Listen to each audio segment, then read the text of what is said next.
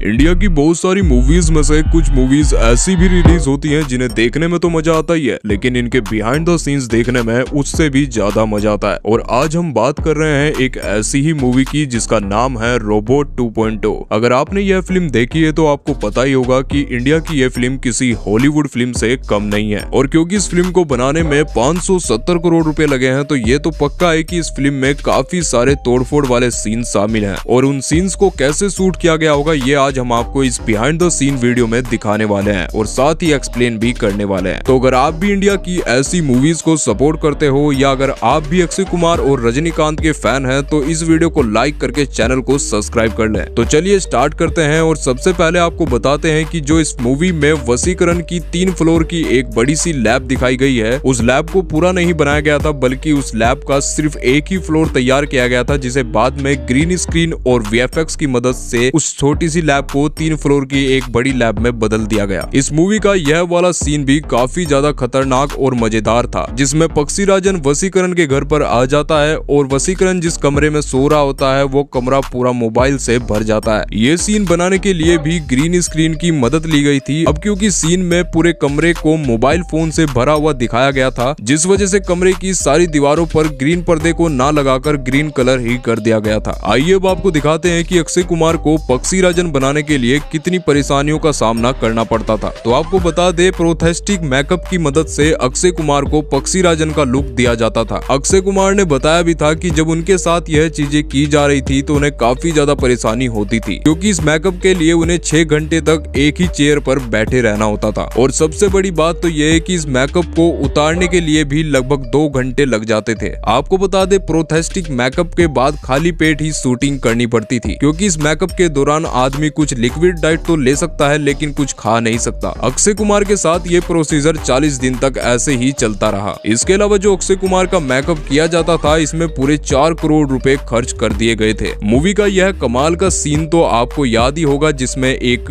Telephone company के owner का सामना पक्षीराजन से होता है और वो टेलीकॉम कंपनी का ओनर बहुत ज्यादा घबरा जाता है। इस सीन को कुछ इस तरह से बहुत सारी ट्यूबलाइट का यूज करके बनाया गया था, जैसा कि आप स्क्रीन पर देख ही सकते हैं। फिल्म में काफी ज्यादा तोड़फोड़ वाला सीन आता है, जिसमें पक्षीराजन मिलिट्री पर हमला कर देता है। इस सीन में जो टैंक दिखाए गए थे वो रियल नहीं थे बल्कि डुप्लीकेट थे, लेकिन सीन में जो धमाका दिखाया गया था उसे बिल्कुल रियल में ही शूट किया गया था। मूवी में जब सबके फोन हवा में उड़ने लगते हैं तभी वसीकरण का फोन भी हवा में उड़ जाता है। और जब वसीकरण अपने फोन को ट्रैक करके ढूंढने जाता है तो उसके ऊपर बहुत सारे फोन उड़ने लगते हैं और इस सीन को शूट होते हुए आप स्क्रीन पर देख ही सकते हैं। इस मूवी में एक और बहुत ज्यादा तोड़फोड़ वाला सीन है, जिसमें पक्षीराजन शहर में हमला कर देता है, जिसमें बहुत सारे लोग फोन खरीद रहे होते हैं। सीन में कैसे गाड़ियों को तोड़ा जा रहा है वो आप इस वीडियो में देख ही सकते हैं।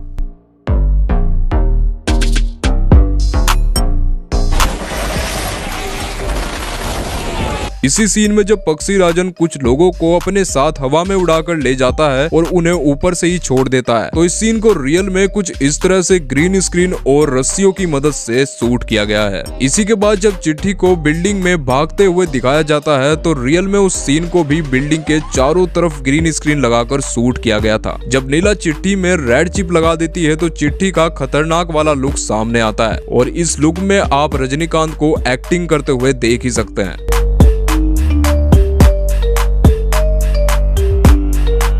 मूवी में जब चिट्ठी पक्षीराजन से लड़ने के लिए रोबोट्स को तैयार करने लगता है और उसके सामने जो रोबोट लेफ्ट राइट हाथ हिलाते हुए दिखाए जाते हैं, तो रियल में ग्रीन कपड़े पहने हुए कुछ आदमी उस रोबोट को लेफ्ट राइट करवाते हैं। इसके अलावा जब मूवी में अक्षय कुमार बिल्कुल एक पक्षी में बदल जाते हैं तो इस ट्रांसफॉर्मेशन वाले सीन को स्टूडियो में ही ग्रीन स्क्रीन लगाकर कुछ इस तरह से शूट किया गया था। इस मूवी में जो चिट्ठी का अपग्रेड वर्जन और नीला का जो कैरेक्टर देखने को मिलता है वो मूवी के डायरेक्टर एस शंकर की इमेजिनेशन थी। आप यकीन नहीं करेंगे, इस मूवी के लिए 1300 प्री विजुअलाइज किए गए थे और यह काम किया था एक अमेरिकन कंपनी दी थर्ड फ्लोर ने। तो अब आपको दिखाते हैं इस मूवी के क्लाइमैक्स का बिहाइंड द सीन, जिसे देखने से पहले आप हमें कमेंट में बताएं कि आपको रोबोट मूवी अच्छी लगी थी या फिर रोबोट 2.0। तो अब आते हैं क्लाइमैक्स के बिहाइंड द सीन्स पर, जिसमें आपको सबसे पहले बता दें कि इस क्लाइमैक्स वाले सीन का बहुत सारा पार्ट दिल्ली के जवाहरलाल नेहरू स्टेडियम में शूट किया गया था। इस सीक्वेंस में जब पक्षीराजन स्टेडियम के सारे दरवाजे बंद कर देता है तो स्टेडियम में बैठे हुए सभी लोग डर जाते हैं और स्टेडियम में भगदड़ मच जाती है। लेकिन तभी रजनीकांत यानी चिट्ठी 2.0 की एंट्री होती है और वह एक ऑक्टोपस कैमरे पर लटकते हुए पक्षीराजन के पास पहुंच जाते हैं, जिसके बाद इन दोनों की बहुत खतरनाक फाइट होती है, जिसमें पक्षीराजन पक्षी के रूप में आ जाता है और चिट्ठी एक स्पेरिकल रूप ले लेता है और काफी सारी गोलियां चलाने लगता है। आपको बता दें, इस तोड़फोड़ वाले सीन को स्टेडियम में रिकॉर्ड नहीं किया गया था, बल्कि बाहर एक स्टेडियम जैसे सेट को तैयार करके उस पर कुछ इस तरह से तोड़फोड़ की गई थी। इस मूवी में जब एक बंदा हवा में लटकी हुई कार से कूदता है तो इस सीन को रियल में कुछ इस तरह से ग्रीन स्क्रीन लगाकर शूट किया गया था।